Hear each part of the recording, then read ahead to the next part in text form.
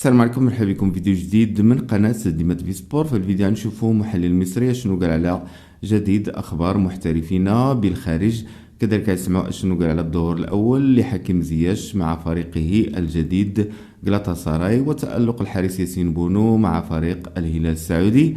خليكم تشاهدوا الفيديو ونرجعوا من بعد. حكيم زياش امبارح طبعا شارك كبديل مع جالاتا سراي في الدوري التركي. جالاتا سراي امبارح قدر يفوز 4-2.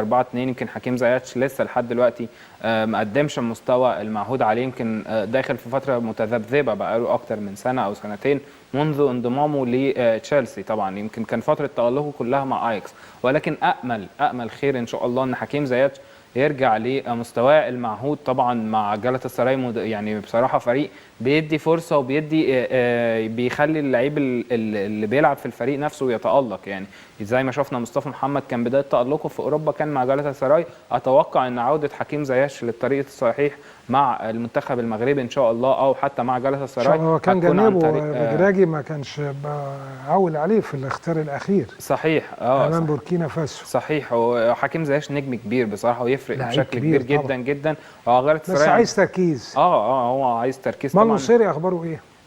يوسف النصيري هيلعبوا النهارده مع لاس بالماس مع اشبيليه ان شاء الله، يعني الساعه 7:30 باذن الله.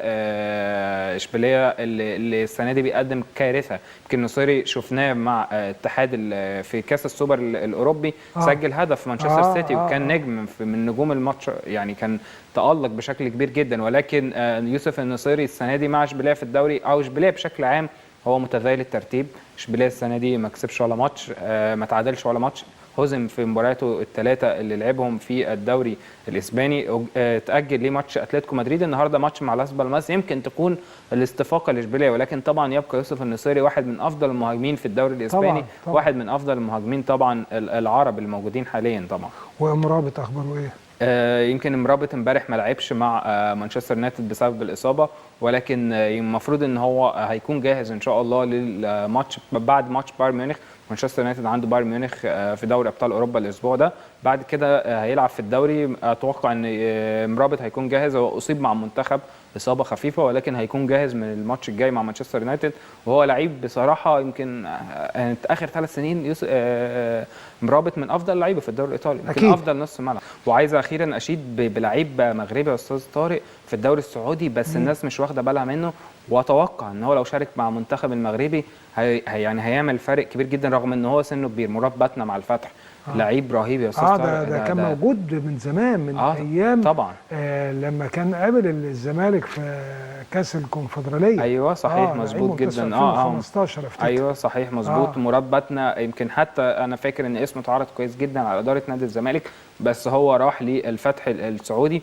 يمكن مراد باتنا بيقدم مستويات رهيبه. الماتش اللي فات كان مسجل هدفين وهدف ثالث الغي قدام الاهلي. مراد باتنا حوالي 32 سنه. وياسين بونو اخباره ايه في الدوري؟ وياسين بونو طبعا متالق مع الهلال. يمكن الماتش الاخير الهلال كسب 6-1 على الرياض، وياسين بونو يعني كان هدف للرياض في الدقيقه 99. كان خطأ طبعا من الظهير الايسر للهلال ناصر الدوسري، ولكن ياسين بونو كان متألق في المباراه وتألق برده قدام الاتحاد. يمكن ياسين بونو منذ قدومه للهلال 3 ماتشات مكسب على التوالي. ياسين بونو بيتألق كالعاده، يعني الطبيعي بتاع ياسين بونو، وكان عامل فارق بشكل كبير جدا في ماتش الاتحاد تحديدا. صحيح. احنا لعبنا من ايام مع تونس، هنلعب مع الجزائر يوم كان 17 بقى 16 اهو في محاولات كمان لتفكيره. اتمنى من الاتحاد المصري انه يكون على تواصل مع الجماعه المغربيه والاتحاد الليبي وتتعمل مباراتين، تتعمل مباراه هنا ومباراه هنا، ويخصص داخلها لصالح المتضررين سواء من الزلزال في مراكش او من الاعصار المدمر. يبقى طبعا احنا كمصر يعني والحمد لله على المستوى السياسي عملنا مجهودات ممتازه ورائعه جدا، لكن كمان عايزين على المستوى الرياضي يبقى ليك بصمه انت اتحاد مصري ولا ايه؟ صحيح طبعا. يعني ده لازم حاجه تحصل لاشقائنا في ليبيا وفي المغرب. يمكن ليبيا متضرره اكثر طبعا بصراحه، طبعا طبعا نقص الامكانيات والكلام ده كله، وعدد المفقودين كتير جدا. طبعا يمكن يعني اصدقائي هناك حتى واللي كانوا معانا كمراسلين في ليبيا في مدينه درنا تحديدا، الوضع صعب جدا وبيوت قريبه كتير على فكره من الحدود المصريه، 200 كيلو تقريبا او 230. قريبه جدا طبعا من السلوم في الحدود المصريه وحباطه والمدن الغربيه في مصر. طبعا درنا كانت قريبه جدا، وعلى فكره مدينه يمكن من افضل المدن هناك في ليبيا، يمكن مدينه رائعه بصراحه، اختفت يمكن الله يرحمهم ويغفر لهم. نتمنى من الاتحاد المصري لكره القدم فعلا ان هو يبتدي يكون ليه دايما دور في الاحداث. بالظبط. ونتمنى برضو في نفس الوقت ان احنا نلعب باللعيبه بتاعه المنتخب كامله يعني، لان الاهلي عنده ماتش، هنخش في قصه ثانيه، الاهلي عنده ماتش يوم 20 مع سيمبا، هنخش في نفس القصه وجدال تاني يعني، ربنا يستر في الدوري الافريقي. الاهلي عنده ماتش مع تعرف ممكن تتعمل الماتشات دي امتى؟ اقول لك بقى في وقت اهو عشان ما يحصلش تدخل، اعملها قبل كاس الامم. صحيح. انت بتاخد فتره، بتحتاج لماتشين او 3 اعداد للبطوله، بطوله الامم، تقدر تعمل مع المغرب وتعمل مع ليبيا.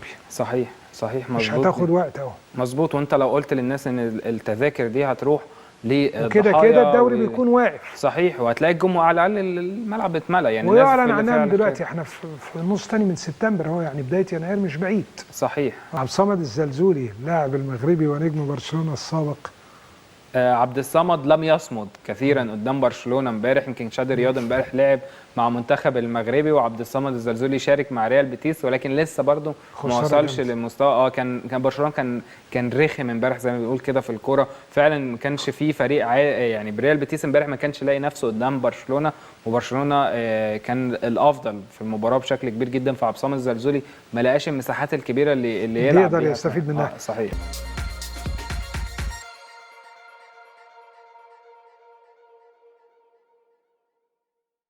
أصدقائي كما شاهدتوا في الفيديو، الإعلام المصري كيهضر على جديد محترفين بالخارج. سمعنا شنو قال على تألق اللاعب حكيم زياش مع فريقه الجديد غلطاسراي التركي. كذلك سمعنا شنو قالوا على ضرورة منح فرصة للاعب مراد باتنا اللي كيلعب مع فريق الفتح في الدوري السعودي. سمعنا شنو قالوا على التألق ديالو في المباراتين الأخيرتين في ظل وجود نجوم كثيرة في الدوري السعودي.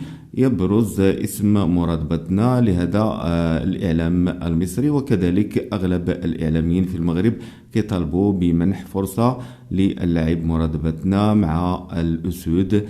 كذلك سمعنا شنو قالوا على تألق محترفين بالخارج. سمعنا شنو قالوا على نور الدين أمرابط والإصابة اللي منعته من الظهور الأول مع فريقه مانشستر يونايتد. كذلك سمعنا شنو قالوا على تألق الحارس ياسين بونو مع فريقه الجديد الهلال السعودي. أصدقائي إلى هنا ينتهي هذا الفيديو، كنتمنى أنكم تدعمونا بالضغط على زر لايك والاشتراك في القناة وتفعيل الجرس لتتوصلوا بالجديد دائما، وشكرا لكم.